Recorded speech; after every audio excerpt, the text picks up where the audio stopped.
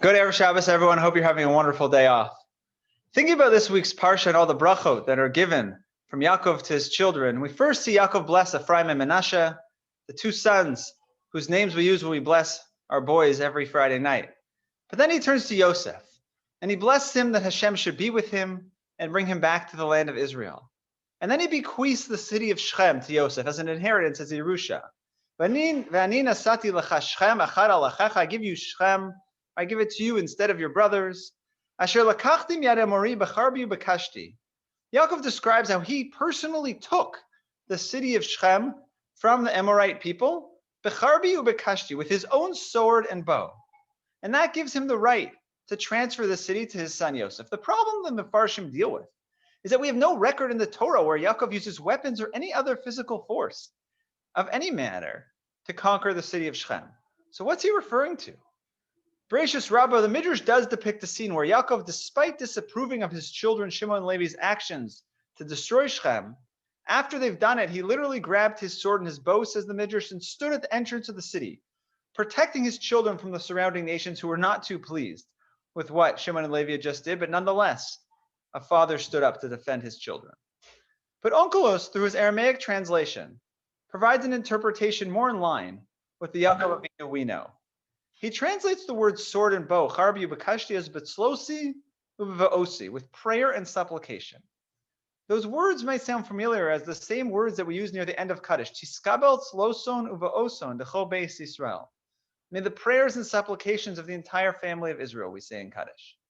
And Onkelos is obviously not attempting a literal translation. Rather, he's telling us that Yaakov conquered Shechem through prayer. And what's the difference between these two words? Between slosi uvaosi. And so what Meshech Chachma explains is that slosi refers to fixed text, prayer out of the siddur. And vaosi refers to personal requests that don't come from fixed text, that a person might add in to their Shemona Esrei, to their Amida, or maybe that just prayers that come spontaneously from inside of them. But what does that have to do with a sword and a bow? Are these just two random instruments of war that are compared to two types of tefillah, or is there actually some connection between these two?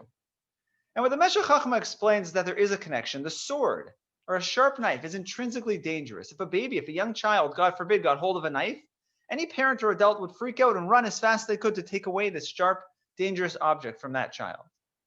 However, a bow, explains Meshech Chachma, is not inherently dangerous. It only can be used effectively if it's used by a skilled archer. If the archer is focused and deliberate, then his shot can have a grave effect. But if not, it'll miss the target and it'll basically be useless. And the same distinction applies to these two types of tefillah, explains the Meshech Chachma. That communal tefillah, when we daven with a minyan, when we daven using the words of Chazal, Shemona Esrei, from the Siddur, the Tehillim, if we just lack a little bit of kavanah, if we're not as focused as we'd like to be, but we know we're praying to Hashem, then those prayers are still meaningful. But if we're speaking about an impromptu prayer that's just coming from our heart, if we just mumble off something, Hashem, please help me find a parking spot, or Hashem, please help me, please heal my neighbor, that doesn't mean anything. If it's an impromptu prayer, then it has to come with true intention. It has to come from the depths of our soul, and we have to truly focus and be laser sharp and extremely intentional of what we're asking Hashem for. It's been a difficult year for many.